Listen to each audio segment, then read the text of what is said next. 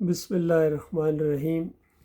آج کل ہر طرف افراتفری ہے، جنگیں ہیں، خاص کر پاکستان اور افغانستان کے درمیان جنگ بہت شدت اختیار کر گئی ہے۔ دیکھیے، سیاسی نقطہ نظر سے یا فوجی نقطہ نظر سے میں اس کے اوپر تبصرہ کر سکتا ہوں، لیکن میرے سے کئی گنا زیادہ اچھے انداز سے تبصرے ہو رہے ہیں۔ میں تو اس کے اوپر تبصرہ کروں گا قرآنی اور ایمانی نقطہ نظر سے، کیونکہ اس سے پہلے جو انڈیا کے ساتھ جنگ ہوئی ہے اس میں جب میں نے موازنہ کیا تھا کہ دیکھو دونوں طرف جو لوگ ہیں، جو قومیں ہیں، وہ شرک کے اندر مبتلا ہیں۔ وہ مورتی کی پوجا کرتے ہیں اور یہ مزار کی پوجا کرتے ہیں۔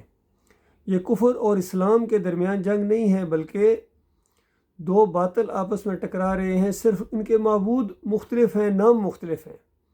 وہ اپنے مہاراج کو پوجتے ہیں اور اس کے سامنے نظر و نیاز رکھتے ہیں، اس کو پرشاد کہتے ہیں، اور یہ مسلمان نیاز کہتے ہیں۔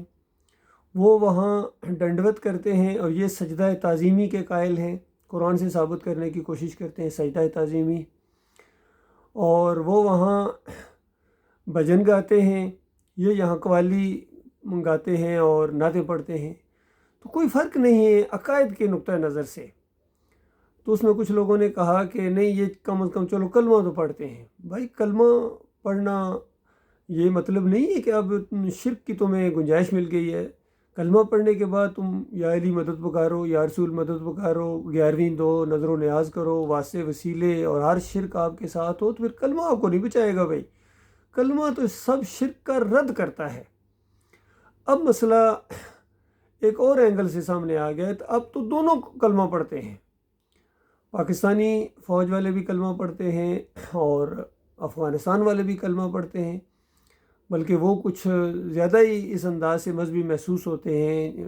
داڑیاں بھی رکھی ہوئی ہیں، ٹوپیاں اور پگڑیاں بھی باندھی ہوئی ہیں، نمازی اور تہجد گزار بھی ہیں، اور ادھر سے بھی لوگ نمازیں پڑھتے ہیں، حج کرتے ہیں، عمرے کرتے ہیں، کلمہ پڑھتے ہیں۔ کلمہ دونوں کا ایک طرح ہے۔ اب دنیا والے اعتراض کر رہے ہیں کہ اب کلمے والے آپس میں کیوں لڑ پڑے ہیں، اور دونوں طرف سے جو مارے جائیں گے وہ شہید کون ہوگا؟ کیونکہ دونوں طرف سے دعویٰ کیا جا رہا ہے کہ وہ کہتے ہیں ہمارے اتنے شہید ہو گئے، وہ کہتے ہیں ہمارے اتنے شہید ہو گئے۔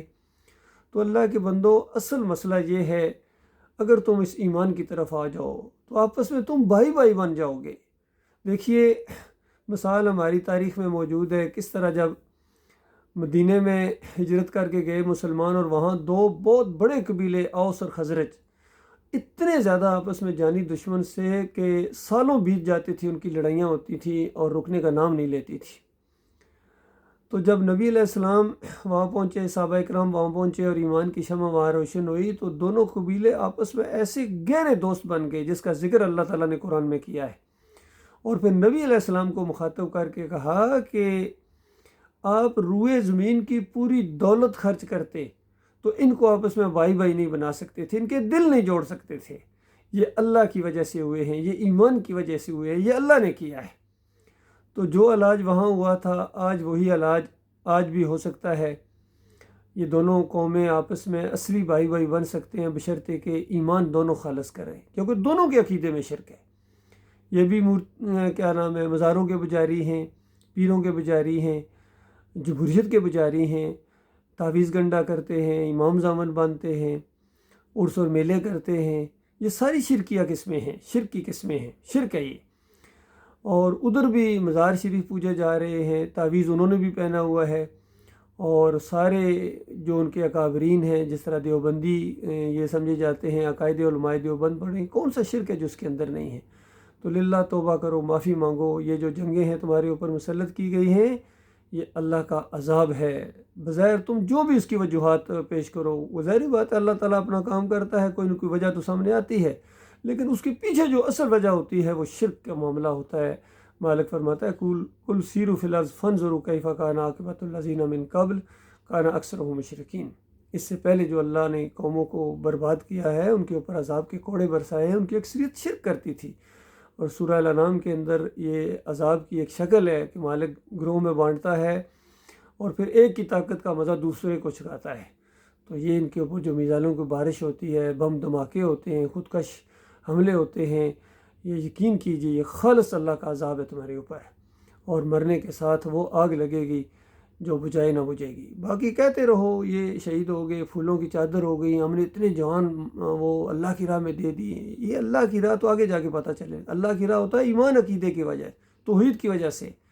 اور اگر کوئی فوجی اپنی ذاتی لائف میں آ کے اپنے چھٹی جب جاتے ہیں وہاں 11ویں کرتا ہے یا علی مدد کے نعرے لگاتا ہے، یہ تو جنگوں میں بھی لگاتے ہیں، لیکن اپنے علاقوں میں جا کے تو یہی کچھ کرتے ہیں، کوئی بھنڈارے بانٹتا ہے، کوئی بابا صاحب سبحان کی چادر چڑھاتا ہے، کوئی بر امام جا کر چادر چڑھا رہا ہے، کوئی علی جویری کو داتا صاحب کہہ رہا ہے، تو یہ سب کچھ کرتے ہیں، ہر جگہ یہی کچھ ہو رہا ہے۔ تو یاد رکھیے اس عقیدے کے ساتھ، جو شرک کے عقیدے کے ساتھ تم بیت اللہ کی حفاظت میں بھی مارے جاؤ تب بھی تم اللہ کے راستے میں نہیں ہو، تم شرک کے راستے میں ہو، کوئی بریلویت کے راستے میں، کوئی دیوبندیت کے راستے میں، کوئی وطن کے راستے میں، قوم کے راستے میں بھی ہو سکتے ہیں، سب کچھ ہو سکتا ہے، لیکن اللہ کا راستہ اور اللہ کی فوج وہ ہوتی ہے حزب اللہ جسے کہتے ہیں، اللہ کی فوج یا اللہ کی پارٹی۔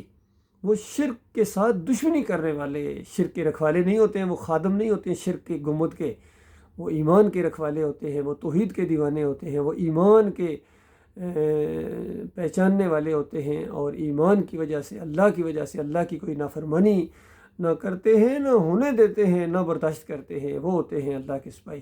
اللہ تعالیٰ غور و فکر کرنے کی توفیق عطا فرمائے۔ میں بہت ہی ہمدردی کے ساتھ آپ کے سامنے یہ مسائل رکھتا ہوں میرے پیارے بھائیوں، میں کسی کا دل دکھانا اس انداز سے نہیں چاہتا ہوں یا کوئی اور انداز، باقی اپنی طرف سے آپ جو مرضی کہو، باغی کہو، انتشاری کہو، فتنہ پرور کہو، ڈفر کہو، جو مرضی کہو، یہ تمہارے اپنے نصیب کی بات ہے۔